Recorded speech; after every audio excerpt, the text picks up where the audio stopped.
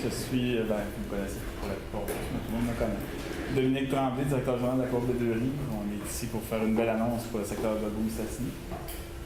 D'entrée de jeu, j'inviterai M. le maire à prononcer un petit mot de bienvenue. Merci beaucoup, Dominique. Heureux de te savoir en forme et en santé, parce que quand ton nom est sorti l'autre jour, on a fait un saut un peu. Mais... Écoutez, brièvement, moi je suis très heureux évidemment d'assister à cette belle annonce-là. Quand ces projets-là ont été mis en marche, là, entre autres par M. Lapointe, on est extrêmement heureux et surpris de voir un pareil bâtiment là, qui allait être érigé dans le centre-ville. Mais avec des hommes comme Jacques Lapointe, qu'on se plaît particulièrement à dire entre nous, l'homme de peu de mots, mais de beaucoup de réalisations. Alors vous voyez qu'en s'associant avec la Coop des Deux-Rives, d'ailleurs Dominique, on en avait discuté un peu, et je suis heureux de voir le mariage. Ce qu'il va faire, c'est qu'au centre-ville de Beauce-Mistassini, maintenant, sur le boulevard Warburg, il y a une vie qui est en train de renaître. Et pour nous, la ville, le conseil, on est extrêmement heureux de ça. Et Jacques, ça nous met de la pression un peu à développer notre centre-ville. Ça nous pousse un peu, mais c'est bien correct. D'ailleurs, Jacques, moi, là, je suis devenu maire en novembre 2013. On s'était rencontrés, puis il me disait sa vision de la ville dans l'avenir, puis j'étais étonné.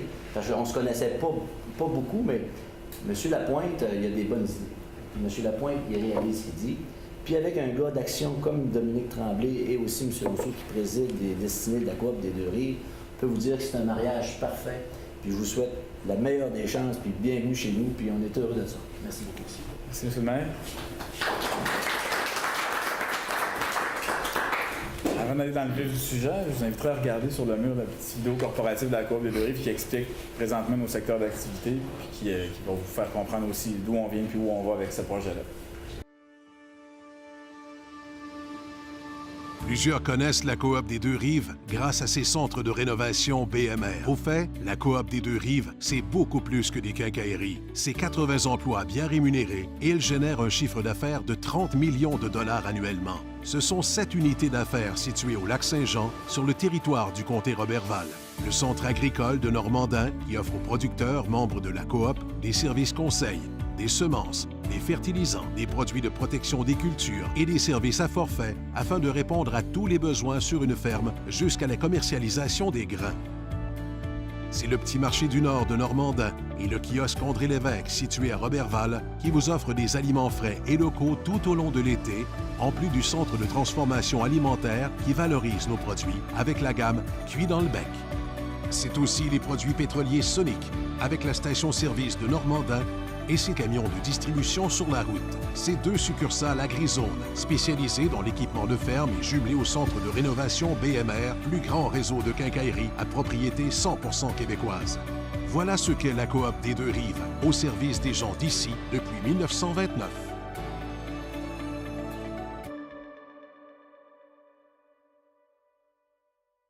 Donc, ça présente qui on est comme organisation. J'inviterai le président de cette belle coopérative, M. Jacques Rousseau, à vous entretenir quelques minutes. Bonjour à tous. Bienvenue à ce rendez-vous-là.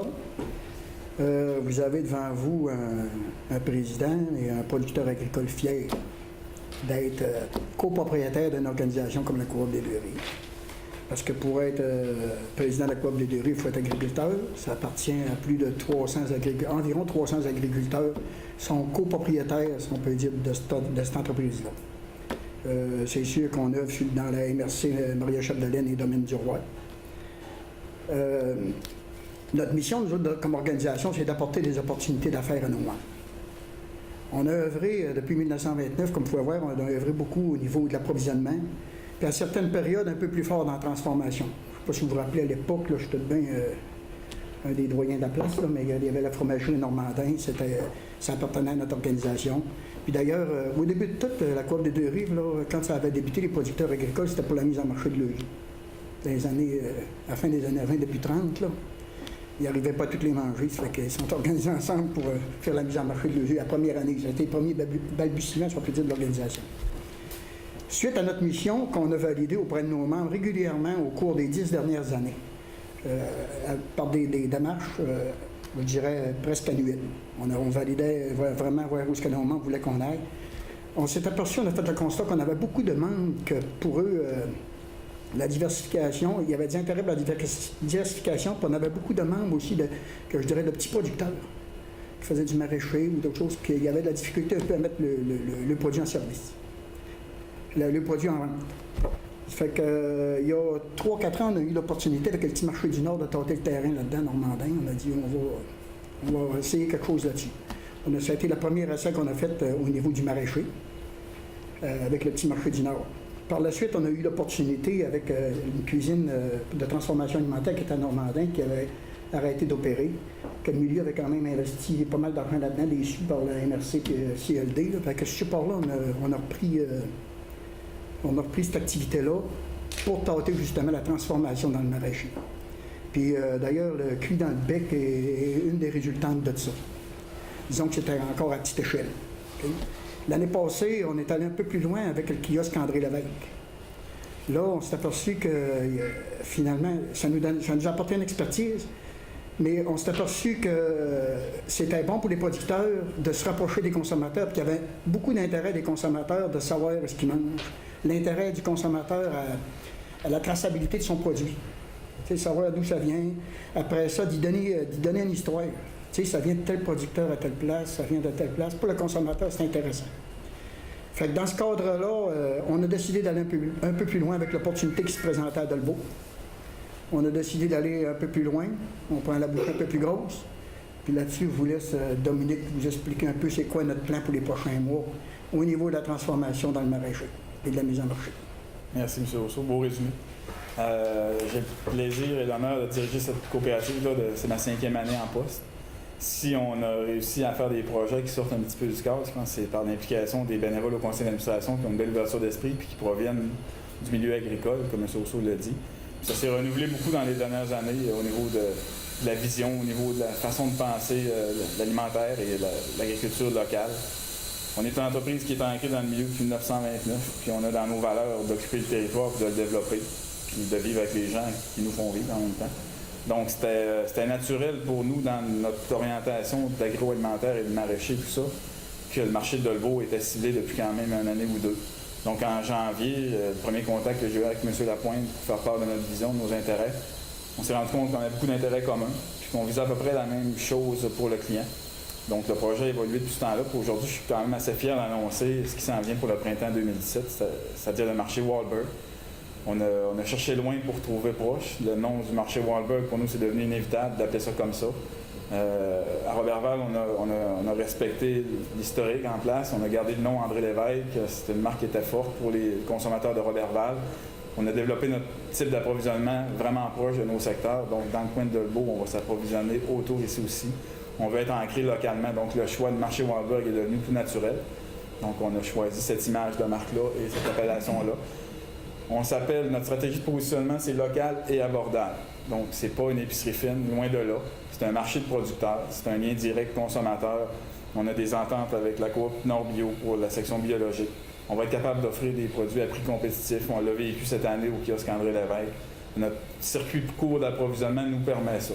Nos légumes, ils viennent du champ en arrière. On a notre propre réseau d'approvisionnement. Donc, c'est cueilli le matin, c'est vendu la journée même dans nos sites. On ne vend pas des légumes qui ont fait 6000 km. Sauf au mois de janvier. On n'a pas le choix. Les bananes, on n'en a pas. Vu qu'on a un commerce qui va opérer à l'année, on a une réalité commerciale aussi. Puis, on va offrir l'ensemble de ce qui s'offre en épicerie traditionnelle. Donc, il va y avoir une section boulanger, section microbrasserie. C'est sûr que dans la microbrasserie, dans le concept, on a 13 micros dans la région où on va mettre en valeur ces produits-là à l'origine. Dans le pain, c'est la même chose. On s'associe avec des boulangers. On a une section de viande. On va bonifier cuit dans le bec. Il va y avoir la section prête à manger qui est cuit dans le bec, mais cuit dans le bec, ça a commencé par une boîte repas, 3 services de luxe. Il y a eu une déclinaison essayée l'été passé qui va se poursuivre, qui est les ventes barbecue marinés, quand même de haute qualité, qui sont sous la gamme cuit dans le bec. Puis en intégrant la production, la transformation et la mise en marché dans un même lieu, bien, cette ligne de produits-là va connaître un développement qu'on souhaite depuis longtemps et qui nous permet d'être plus rapide que prévu en installant toutes nos infrastructures à la même place. Donc, quand je dis ça, ça sous-entend que les équipements de Normandin vont faire partie du projet. Donc, dans le projet de Dolbeau, on a un espace de vente d'environ 10 000 pieds carrés, ce qu'on loue dans la bâtisse. De ces 10 000 pieds carrés-là, il y en a 3 300 environ qui est réservé à la transformation alimentaire. Donc, on va avoir la capacité de transformer les produits pour les vendre directement dans nos marchés à nous. mais aussi dans différents marchés ailleurs au Québec. Fait que l'opportunité pour nos producteurs, on la voit grande dans ce secteur-là, où les produits du lac Saint-Jean auront une valeur ajoutée, puis il y a une connotation positive de ça. Puis on veut commercialiser dans des circuits courts qui nous ressemblent. Partout au Québec, notre étude de marché s'est basée sur les paniers bio, le nombre d'abonnés. C'est un marché vraiment en croissance. Les gens ont comme pris l'habitude d'acheter de cette façon-là. Puis on a beaucoup d'alliés dans ces créneaux-là qui sont aussi producteurs. Donc, à terme, la vision, c'est qu'on échange aussi des productions entre régions, qu'on puisse offrir le plus québécois possible des produits dans notre épicerie. Dans notre marché, on est membre de Agro-Tourisme Saguenay-Lac-Saint-Jean. Puis dans les critères d'adhésion à ces organismes-là, qui nous mettent sur la map au niveau touristique puis alimentaire, bien, il faut offrir en plus 50% de notre inventaire régional. Donc, on a pris cet engagement-là.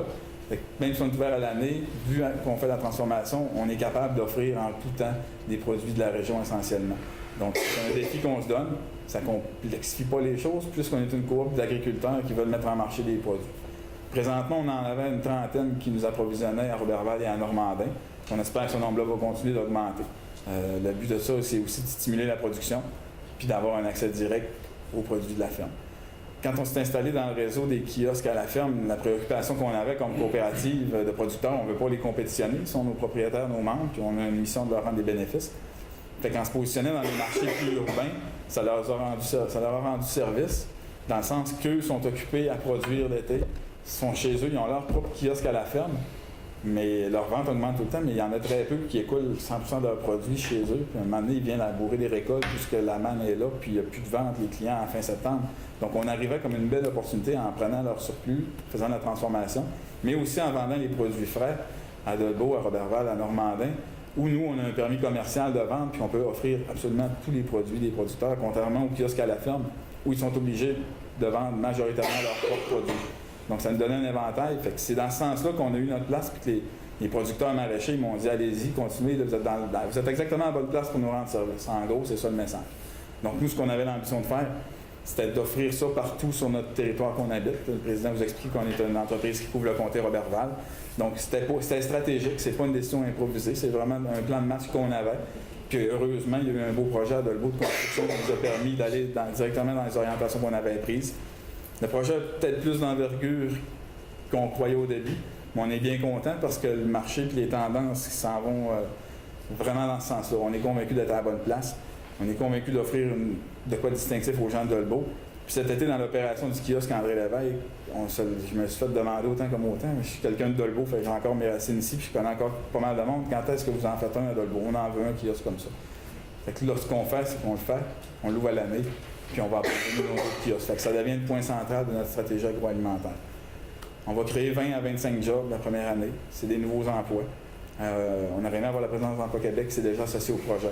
Pour eux, c'est un projet important parce que dans la situation économique ici, ce qu'ils nous disaient, c'est souvent ils intervenaient dans des remplacements d'emplois ou c'était vraiment des transferts, fermeture, ouverture, mais création pure de nouveaux emplois, transformation alimentaire et services. Pour lui, c'est un projet très attrayant. Donc 20-25 emplois, un investissement de 1,5 million pour nous, pour la coop.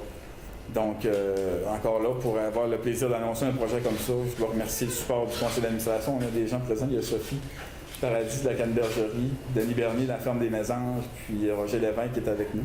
C'est un conseil d'administration de 9 personnes. Aujourd'hui, on a 4 qui sont disponibles. Merci de s'être déplacés. Puis je pense que je fais le tour d'essentiel du projet. Si vous avez des questions, commentaires, si j'ai oublié des choses, dans l'explication. Ouverture prévue le printemps 2017.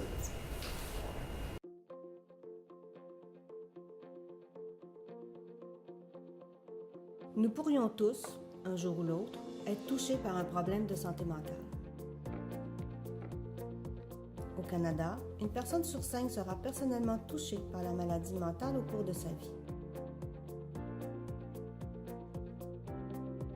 Prenez en main votre santé mentale en adoptant de saines habitudes de vie.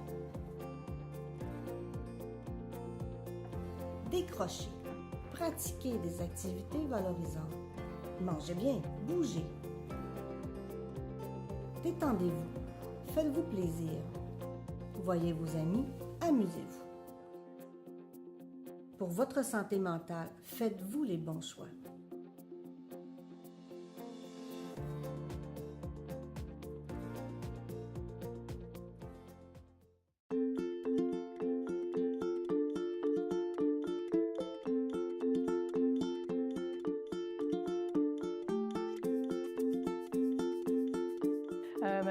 toujours voulu allaiter, mais quand j'ai commencé à allaiter, je me suis rendu compte que c'était pas aussi facile que je pensais. Mais un coup que notre rythme a été pris, j'ai trouvé ça très facilitant, puis ça a été un bel accomplissement pour moi. C'est important de se respecter là-dedans, d'être à l'écoute de soi, de se sentir bien. Puis il ne faut pas oublier aussi qu'il y a des marraines d'allaitement pour ceux qui désirent avoir plus de soutien, du soutien supplémentaire. Être papa avec une conjointe qui allaite, c'est pas toujours évident. C'est sûr que c'est un rôle de soutien. Parfois, tu te sens impuissant, comme quand ta conjointe est fatiguée ou ton bébé pleure, mais ce qui est important, c'est d'être là, c'est d'avoir une oreille attentive puis de l'encourager là-dedans. Ce qui m'a permis de poursuivre mon allaitement, c'est ma persévérance. C'est ça qui m'a aidée. Ensuite, il y a ma famille qui m'a supportée là-dedans et mon chum aussi qui m'a beaucoup encouragée.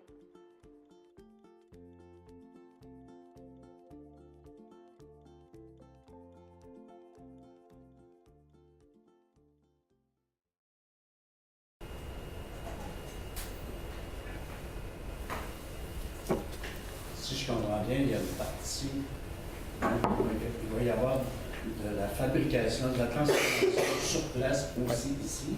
Est-ce que ça enlève ce qu'il va y avoir à Normandin ou est-ce que vous regroupez tout ici ou si on regroupe ici, dans le sens Normandin, il y avait le défi qu'on ne pouvait pas agrandir nos installations. Ça fait 1 an et demi, 2 ans qu'on fait la production de jus de bleuet, de Nutra-Bleu dans nos installations, notre propre production à nous autres. Puis on faisait des mandats, on a une association avec Agrinova, puis on essaie de développer la transformation de ressources locales. Depuis 1 an et demi, on s'est inscrit là-dedans, puis là, on manquait de place. Vu qu'on est locataire dans l'école, on a regardé avec eux pour agrandir, puis il n'y avait pas de possibilité. Fait qu'on était contraints. Puis en même temps, il y a un autre aspect qui est un petit peu triste là, en région, c'est que la distribution en Normandie, c'est plus difficile. Nous, on vend du frais, on a besoin d'un pavé de saumon de haute qualité, mais ces fournisseurs-là, ils viennent 1 fois par semaine, tandis qu'à Dolbeau, ils viennent 3 fois. Fait que pour ajouter nos commandes, ça devenait de plus en plus dur dans notre croissance de supporter l'éloignement. C'est triste un petit peu, mais en même temps, c'est une opportunité qui reste dans notre secteur. Normandin Dolbeau, c'est la même place pour nous autres. C'est la même coopérative sur notre territoire. Donc, dans ce sens-là, oui, à terme, toute la production va être concentrée ici. Puis c'est une question aussi de productivité et de logique. Là. Ça nous prendrait 2 permis, 2 sites différents. Ça complique les choses aussi. Donc, on va accréditer un seul site. Là. La transition va se faire à la fin du bail. Il n'y aura pas d'anicoche. Au départ, quand on avait pris la décision d'acquérir Normandin, pour nous autres, c'était un laboratoire. Il faut comprendre que pour nous autres, c'était plus pour tester. Puis de là est né, on avait vécu dans le bec, tout ça, mais comme Dominique dit, il y avait l'obligation pour nous autres. Si ça allait, selon la vision qu'on avait, on savait qu'à moyen terme, il y avait des investissements à faire et des agrandissements à faire. C'est ça? Oui, peut-être pour M. le Président, je ne sais pas comment ça a été accueilli au sein du conseil d'administration, mais ça reste une grosse bouchée dans un marché qui peut être concurrentiel avec Métro qui n'est pas loin, puis il y a déjà trois épiceries à Dolbeau-Mistassini. Je comprends que ce n'est pas tout à fait le même créneau, mais ça reste que ça va peut-être se piler ses pieds un peu, donc il doit avoir il y a une part de risque importante, là, parce qu'on est loin du petit kiosque à la ferme, là, ouvert juste l'été, puis avoir une grande surface 12 mois par année. Notre décision au conseil d'administration est basée sur le contexte. On s'est appuyé beaucoup sur le contexte, la volonté du consommateur aujourd'hui. Tu sais, dans la mondialisation, là, on a entendu que ça a fait 6 000 km, 5 000 km. On ne sait pas de quelle façon ça a été produit. Du biologique aux États-Unis pour le Mexique, il y a une grosse différence avec le biologique du Canada. Puis le Québec a un gros écart avec le biologique canadien aussi. Puis ça, cette préoccupation-là du consommateur, c'est un fait. Que c'est une réalité. Nous autres, on s'est dit, on va être capable de s'ajuster à cette réalité-là. Puis au niveau de la compétition, c'est certain qu'il ne se mangera pas plus, je pense pas qu'il se mange plus de nourriture à Dolbeau puis à Mistassini. Mais quand on parle de transformation, nous autres, la transformation, la montagne de roche pour nous autres, c'est pas nécessairement un handicap. Là. On pense aussi à moyen terme d'exporter notre expertise, nos produits. C'est sûr qu'on va commencer par les offrir à notre monde, que notre monde les consomme. Mais après ça, on pense aller plus loin que ça. Parce qu'on veut vraiment... l'occupation du territoire...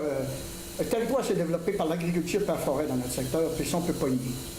Puis si on était capable encore de garder notre secteur dynamique, puis que l'agriculture peut y contribuer. Tantôt, je vous ai dit que j'étais fier d'être producteur agricole. Je suis fier d'être depuis 1928 à Saint-Stanislas en agriculture, par mes arrière-grands-parents puis mes grands-parents. Puis ça, on a, dans notre mission, dans nos valeurs d'organisation, ça fait partie de nos valeurs. C'est des choses qui font partie de nos valeurs. Occuper notre territoire, la collaboration, le travail collectif. Puis de là, vous savez, moi, je l'ai dit souvent au conseil d'administration, ça fait plusieurs années qu'on ne traite pas les vaches en main. On n'aurait plus beaucoup de vaches, il fallait traire en main. Aujourd'hui, c'est robotisé. On a beau dire, peut-être bien qu'on aimerait bien ça traire en main, là, mais on ne vivra pas de ça. Fait qu'on a juste, c'est ce qu'on a fait, c'est décider de prendre un risque. On a pris le risque, l'organisation, la Coop des Deux-Rives a pris un risque d'aller d'avant dans un contexte qui semble favorable. Est-ce qu'on peut s'attendre à ce qu'il y ait aussi de la part des fournisseurs des investissements pour eux autres aussi agrandir parce qu'ils vont devoir vous alimenter, ils vont devoir fort probablement augmenter leur production. Ben, on l'a vécu cette année. Il y a un exemple concret à Normandin, il y a une ferme laitière qui n'avait pas une grande superficie pour cultiver ses céréales. Puis il arrivait du domaine maraîcher, c'était un relève. Puis le jeune a décidé de dire, plutôt que de faire des céréales, c'est plus rentable pour moi de faire des légumes puis d'acheter mon foin puis mes intrants pour mes vaches à d'autres qui en font beaucoup. Fait qu'il y a vraiment de... Puis là, j'ai fait le saut, une anecdote comme ça, quand j'ai vu la grandeur du carreau, il a planté 1000 choux, j'ai dit, attends, tu vas vite un peu. Fait qu'on a essayé de suffire à sa production. Mais là, avec un projet comme Dolbeau, c'est sûr que l'année prochaine, ça c'est un nouveau partenaire.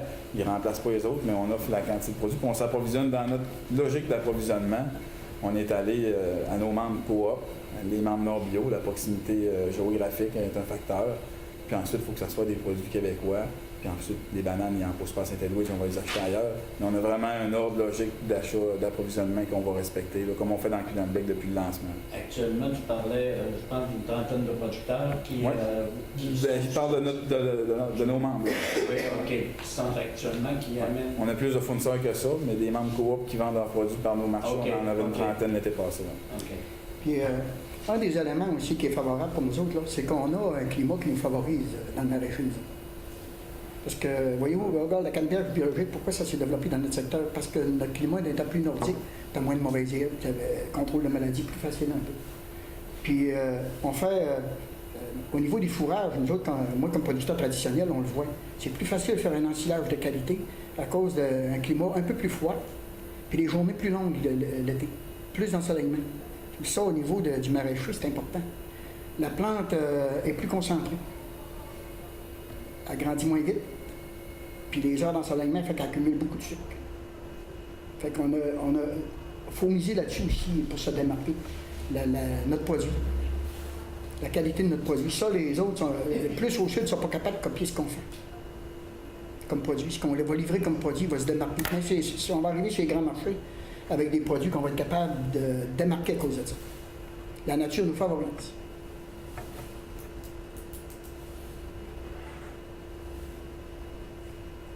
Peut-être une dernière. Est-ce que vous êtes à Robertval, à Dolbeau, Normandin, est-ce qu'il y a Saint-Félicien d'Inflin? Présentement, on a un partenaire hors pair qui est là, qui est Jardin de Saint-Félicien, qui est bien implanté. On a toujours travaillé en respect avec nos partenaires et nos membres, comme je le disais tout à l'heure. Fait que Saint-Félicien, à court terme, il n'y a pas de plan. Si ça se fait, ça va se faire en partenariat avec les gens avec qui on travaille depuis le début.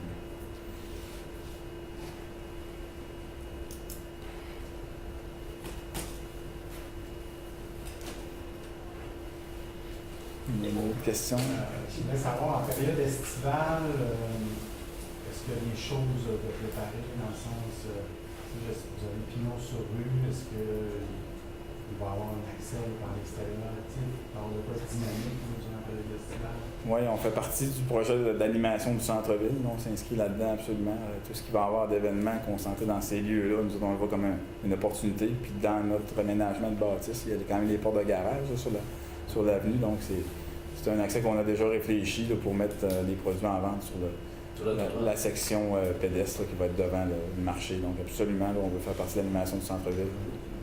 C'est dans le plan d'affaires. On parle plus du style marché qu'épicerie. C'est un petit peu le look potentiel. Oui, c'est un dessin d'inspiration basé sur les plans réels de la bâtisse. Dans le fond, si vous êtes capable de voir l'escalier, ça se trouve à être une mezzanine. Les gens vont pouvoir prendre leur heure de repas là s'ils désirent. On pourra offrir des salles de réunion ou quoi que ce soit sur la mezzanine. Puis en bas, c'est le centre de transformation. Donc, même le marché, il y a un étage plus bas qui regroupe toute l'usine de transformation, qui va être une partie isolée de la bâtisse. Puis la section vendante est de 6500 pieds carrés, puis la mezzanine de 3000 pieds carrés, espace convivial pour les clients. Ça devrait ressembler à ça. C'est basé sur les étagères qu'on a conçues. Puis, il reste à reproduire ça en réel, mais c'est ce qui nous attend cet hiver.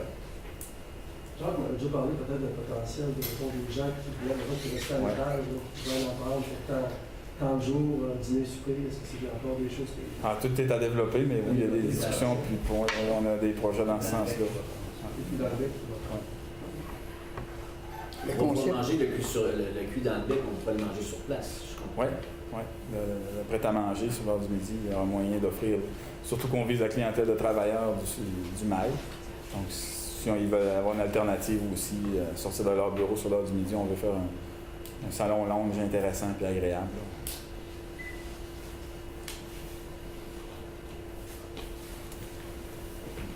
Ça ferait le tour. Je vous remercie tout le monde d'avoir participé à notre belle annonce. Il y aura café et boucher de ce côté-là si vous désirez jaser.